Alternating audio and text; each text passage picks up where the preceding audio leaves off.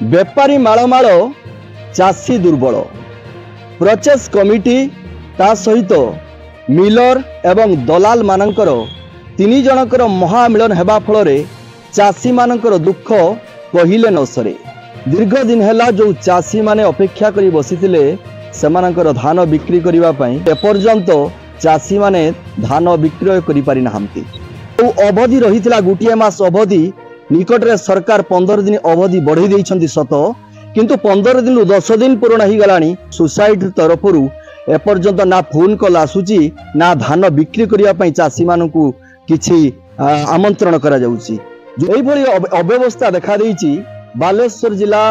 Bahanaga block अंतर्गत गोपालपुर सेवा समवाय समिति रे। कि चाषी भाई अछंती से प्रतिक्रिया नबा। आज्ञा भाई कोन टिके कहिबे कोन समस्या आपन? मो ना अजय कुमार पाणीग्राही, मो जने चाषी प्रकृत हिताधिकारी ए गोपालपुर सेवा समवाय रे धान दवा पई योग्य हो पारु नाही, किंतु एठी चली डेली धान माफिया कारबार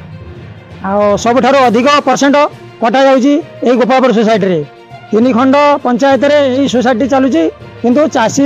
एठी एक्चुअली चाषी जने से धान दवा पई अयोग्य। 14-15 तारिख जनवरी थिला लैब सभा पर गलानी 10 दिन भी समय जाई सारानी एक्सटेंशन हला पर भी आ 4-5 दिन समय रही सेटा केते दूर संभव धान दे होबे कि नहीं सेटा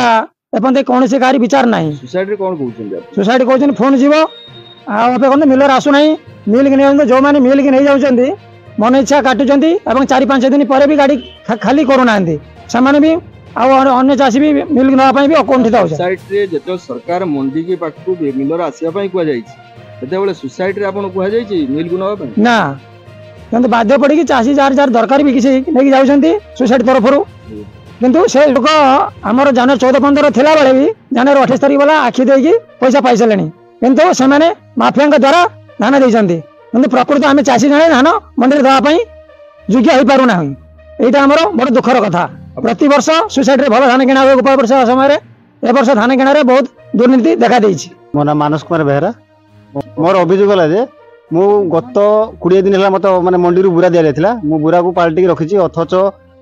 जनवरी 17 थिला पड़ना कि जनवरी 26 जनवरी 18 एमान सब पके छन तार प्रूफ मो पाखरे अछि। चाषी से तो ऑलरेडी पके नथि, से व्यापारी के दैछन्ती कार्डटा असाधु माने जे माने कि बोर्ड मेंबर अछन्ती सेही माने ए सब कारबार करथि। आपण कोन चाहू? आमे चाहू जदि सीरियल कहू जे सीरियल वाइज चलुची ताने सीरियल वाइज दिया होनी काहे कि माने होची जनवरी 26 केमिति पड़ला,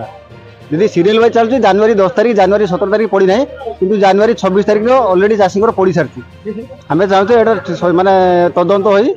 ठीक पदक्षेप निया जाय। निरंजन पंडा सुनी ग्राम पंचायत, मु जने चाषी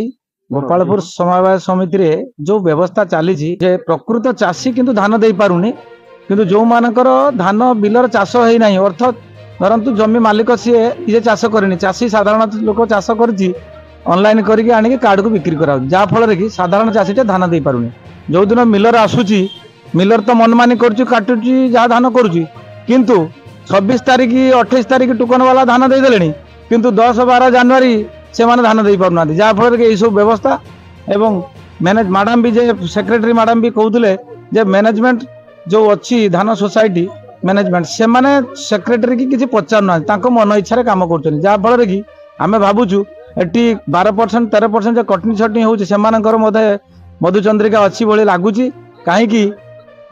सबुठू ये आम ये मंडल रे प्राय 3टा सोसाइटी अच्छी, सबुठू हास्ट कटिंग होची आमर गोपालपुर सोसाइटी एवं सबुठू अव्यवस्था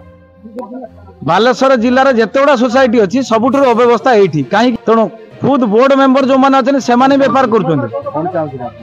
आमे चाहूँ मंडी को मिलर आसवा दरकार धान किनापी, किंतु मंडी को मिलर न आसिकी कि मधुचंद्रिका रही डायरेक्ट मिलर मिल धान पड़ू एटी आसिक चाषी आइस्कान दौर ये की व्यवस्था। तेणु ये कौन व्यवस्था कि सरकार कौन ये नियम तो नहीं,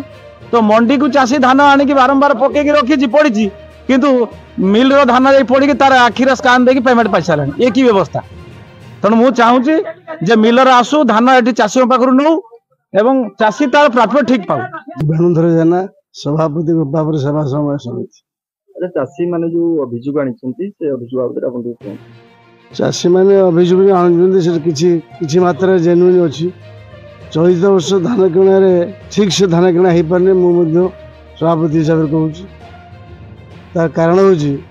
आमको मात्र 2टा मिल दिखाई ये कल्याण दिखाई 4टा मिल आमको मात्र 2टा मिल दिखाई से जो 2टा मिल दिखाई से बहुत माने असुविधा कर ठीक समय आसुना मन मुताबिक आसुँच ଅଭିଯୋଗ କରୁଥିଲେ ଜାନୁଆରୀ 10 ଧାନ ଚାଷୀ ପକେଇ ପାରି ନାହାନ୍ତି କିନ୍ତୁ ଜାନୁଆରୀ 20-30 ଚାଷୀଙ୍କର ଧାନ ପଡ଼ିଯାଇଛି ଏଇଟା କେମିତି ସମ୍ଭବ? ସେଟା ସମ୍ଭବ ନୁହେଁ। ଜାନୁଆରୀ ଦିନ ବର୍ତ୍ତମାନ जो ଲେଫ୍ଟ ସେ ଏଥର ହବାନି ସରକାର ପୁଣି 14 दिन बढ़ेଇଛନ୍ତି ଯାହା दिन थे पुणी 14 दिन बढ़ी बर्तमान 3 दिन है वर्षा जो बंद एमती बहुबार माने मिलर प्रकृत एथर असुविधा डेटा कहतु स्पष्ट भाव में कहतु डेटा केମିତି एमती है ना सेमती केबे हेनी आपण जानते मो जानते प्राय जानते हिंदी चाषी अभिযোগ କରୁଛନ୍ତି सीधा सड़क अभियोग कर ना तदंत कले ଜାନୁଆରୀ 10 ଚାଷୀ ଜାନୁଆରୀ 10 जो